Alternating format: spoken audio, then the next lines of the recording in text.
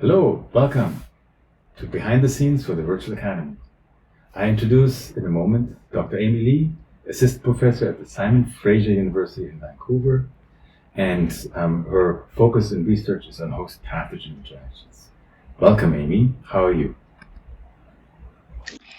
Good. Nice to be here, and thank you for the invite. Thank you for taking the time. Let's jump right into this. What is it that motivated you to work in this space of neonatal infectious disease, neonatal host pathogen interactions? I think it really started from the observation that the risk of dying is the highest in the first month of life. What I'm showing you here is a global map with the neonatal mortality per 1,000 1,000 births shown as a heat map.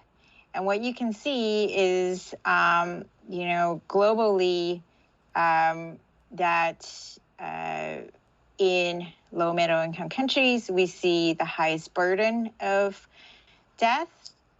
And in low middle income countries, neonatal deaths basically account for 47% of deaths that we see in children under 5.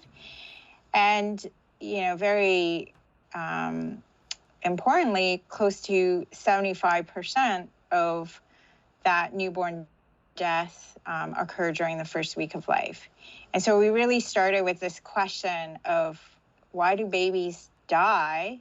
Why is the risk of dying so high in that first month of life? And what makes that first week of life such a vulnerable period for infants? Wow. And if we can move on to the next slide, this sort of leads into this huge collaborative project with multiple teams across the world, including Ofer Levy's group, Toby Coleman's group, Beate Kapman, Scott Tebbett, Hanno Steen, Ryan Brinkman, and Bob Hancock, where I did my postdoc, for us to sort of understand what goes on in that first week. And what did you find looking at the first week? What is going on? Well, one of the things that we found was that this immune development during the first week of life is quite dynamic, and it seems to happen along a purposeful trajectory.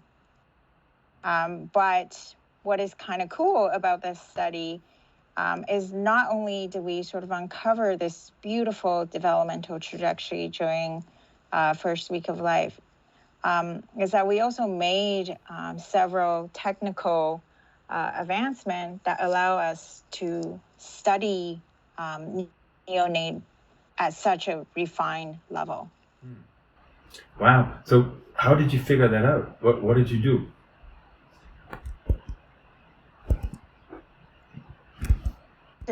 This team is really a stellar team, and we couldn't have done it without expertise from all the different domains. Because we started with this question of, what happens during that first week of life. And we thought maybe we could tackle this question by looking in detail what goes on molecularly. And what that means is we thought, maybe we can look at what changes to their transcriptome, to their proteome, to their metabolome, as well as cell type differences and immunophenotyping. So if you can go to the next slide, I can sort of talk a little bit about how this study was designed. But, effectively, one of the biggest challenge that we had to first overcome was to study molecularly in such a detail from a neonate previously would require quite a bit of blood. And so one of the major challenge was to really improve our abilities to perform multi-omic characterization on a small volume. And this took a lot of technical refinement from different members of the team, so that from just 1 ml of blood, we're able to basically identify transcriptomic changes, cellular and immunophenotyping, plasma proteomics, metabolomics, and cytokine. So you miniaturized these assays. Is that what it was? Mm-hmm. Yeah, I would say that's definitely a huge part of it. The other part that was done was really developing sort of an SOP that was very robust and can be applied, on such a small volume of blood. Fantastic. And what did you find applying this novel SOP? Well, this is what I was alluding to earlier, where using this this multi-omic approach, we were able to see dynamic changes in all the different molecular space that we have. The next slide, what you see is we saw this massive transcriptomic gene expression changes that happened during the first week of life. From, on the left here, you can see with day of life on the x-axis, and you can see this dramatic change in number of differentially expressed genes across that first week of life, compare back to baseline, which is when the infant was born. And this sort of brings us to, kind of how we approach the study design, because this study was done not just with infants kind of taken all over different time points, but that every infant had their birth time point taken off, sample taken at birth, as well as sample taken at a later day of life. And what that allows us to do is to basically compare back to each individual to find a consistent change across time. And so we call it indexing in the paper, but effectively it's a paired analysis, which then really allows us to pick up that dramatic gene expression or proteomic expression analysis that you can see later on. And some of these gene expression and proteomic changes then give us insight into molecularly what is going on in the infant. And what you can also see is the change leads to more complex molecular interaction network. If you look, for instance, day of life 3, that's a smaller molecular interaction network. While day of life 7, you see this much larger interaction network, definitely indicating increasing complexity in those molecular changes. Wow. And so if you move on to the next slide, sorry. No worries. No, you go ahead. If you move on to the next slide, you can see the similar change in proteome, metabolome, as well as the cellular host cell changes and cytokine, immune cytokine changes. So this is quite cool, right? Because we see this dramatic change in all the molecular space that we observe. And it's a consistent change within and between individuals. I understand like how complex this is, and given that it goes across multiple biological domains, how did you make this data speak to you? Like, how do you extract meaning out of this complex interactive network?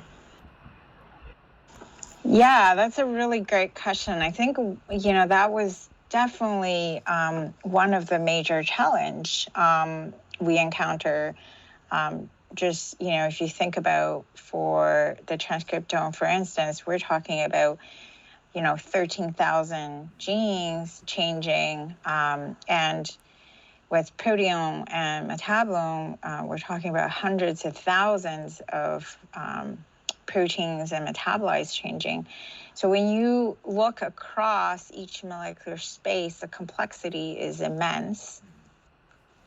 And so to answer this question, one major driving question that we had was, well, then what we see in each molecular space, is that reporting on the same things, or are they reporting on different things because they're measuring different molecular space? So if you go to the next slide, this is another critical in the study, which is developing tools that help us integrate these different complex data using multi-omics integration. And as I mentioned, this work was done when I was a postdoc in the Hancock lab. And my development and contribution to this work was building, using sort of molecular interaction network to tether the different ohm data together. So basically, this relies on known biology where the molecular interaction networks are being brought together using protein-protein interaction networks. And, here you can see the different color dot represent different ohm, differentially expressed ohm. And by tying these different ohm together, we can actually uncover novel biology. And so that was my contribution to developing multi-omics integration tool using known biology. And at the same time, a very talented bioinformatician and biostats person in Scott Tebbett's lab, shown on the top right panel, is Casey Shannon, and one of the co-first author on this paper. And Casey took a mathematical approach, performing multivariate statistical analysis to determine maximally correlated features that you find across all these different omics spaces.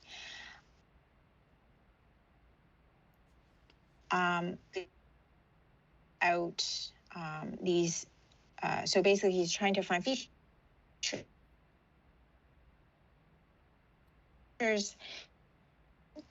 at the same time. We were kind of interested in features that can separate out later day of life from day of life zero, so from birth.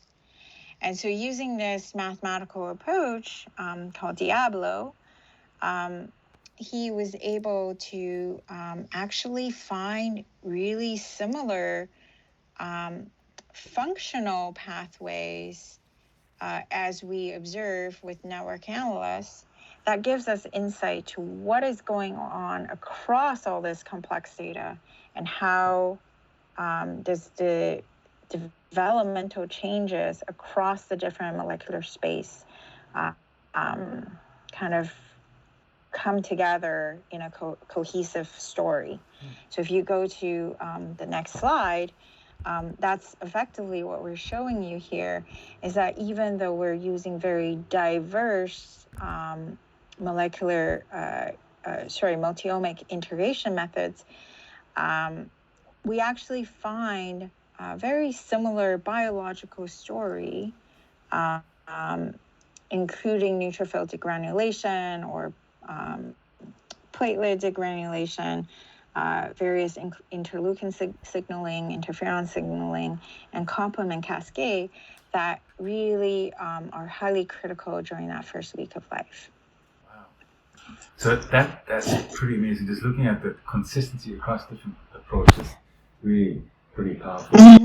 Yeah, and I think, it's that consistency across different approaches that give us confidence in what we're finding as well, because it really lends support to what we're observing is a very robust developmental trajectory that's happening. And regardless of the method that you take, we're seeing that robust pathway changes.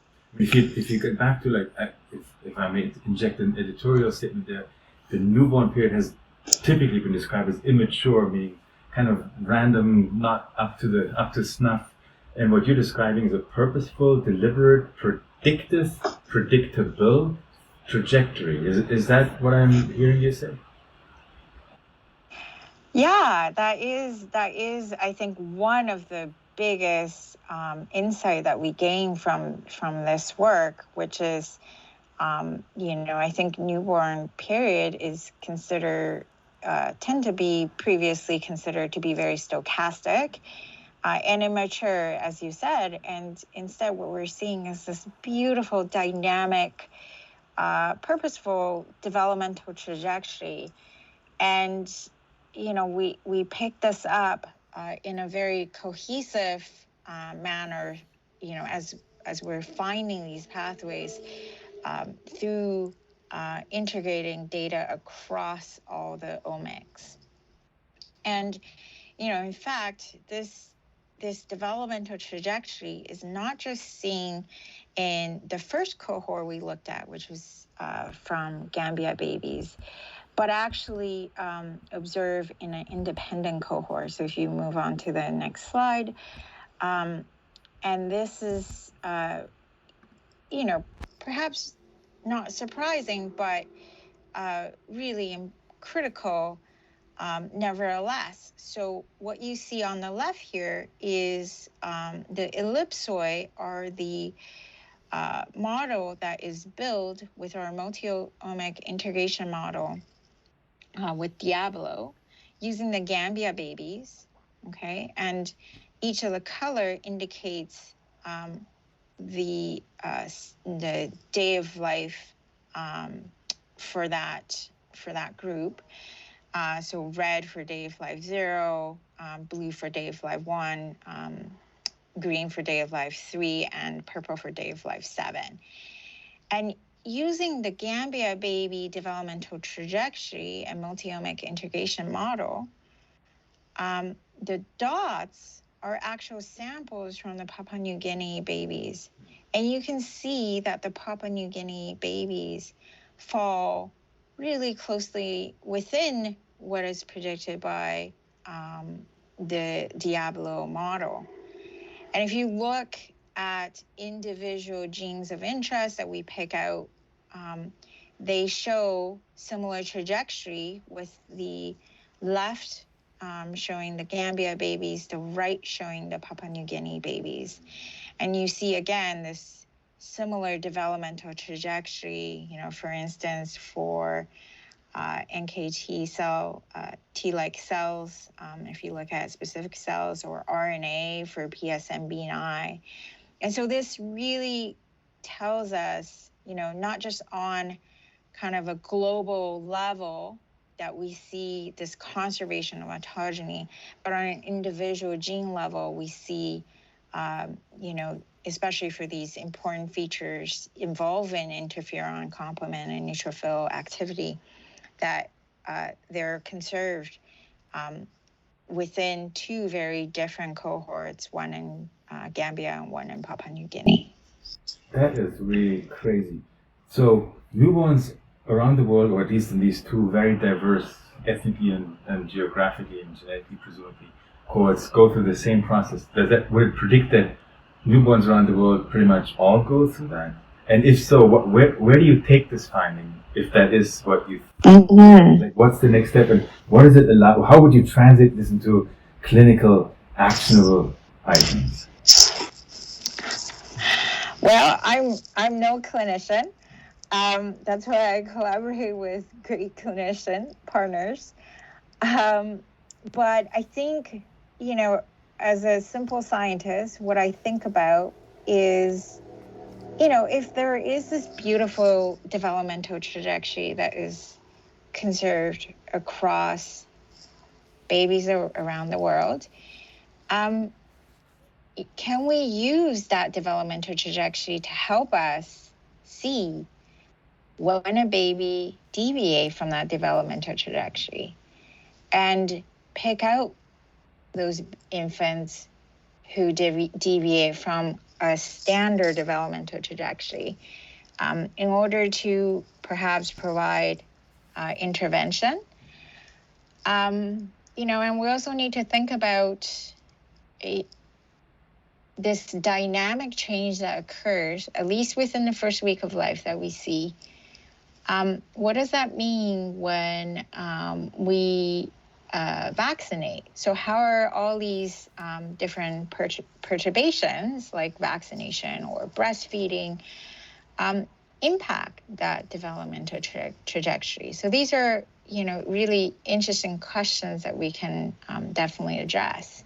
And then on top of that, what we can really think about is, rather than the steady state that we think about for adults, because we see this dynamic trajectory, this dynamic trajectory really is the baseline. And so how do we use that information to develop interventions and help us understand why infants are susceptible to infection would really be kind of the next step. And these are areas I'm actively collaborating with partners around the world, trying to understand. Well, congratulations. I mean, that really is a massive achievement. With clever study design, cutting-edge informatic tools, you've shattered dogma and you identified prognostic, maybe even diagnostic biomarkers or targets for potential biomarkers. And with this really are going to open up this black box of newbornhood, which seems to be scary to everybody, into something that might allow us to have evidence-based targets for intervention. That is really beautiful. What are the concrete next steps from your point of view? So the work in progress is the larger study that's a part of the EPIC HIPC group that's led by Dr. Ofer Levy at Boston Children. And specifically what we're trying to understand is within this massive ontogeny change during the first week of life, we want to understand, how does vaccination overlay on top of this first week of life can sort of give us insight into vaccine response in infants, and we'll sort of tackle that in various ways, again, using systems biology approaches, but as well, there will be functional assays that will let us to kind of tackle and maybe test some of the predictive features that we may find that can give us insight into vaccine responses. And, I also want to highlight, right, that this work really, I'm just a small part within this work, and it really could not have been completed without expertise from a diverse area in, pediatrics and, clinician partners, as well as people working on proteomics, metabolomics, tissue cell constructs, flow cytometry, and so on. And so it really is a massive amount of work. And that sort of, our acknowledgement slide kind of really highlights all the diverse expertise that we have on this project. Well, if it takes a village to raise a child, I guess it takes a global network to understand newborn first week of life. Well, thank you, Amy, for illuminating this fascinating area for us, and we wish you the best of luck in achieving these goals. Thank you.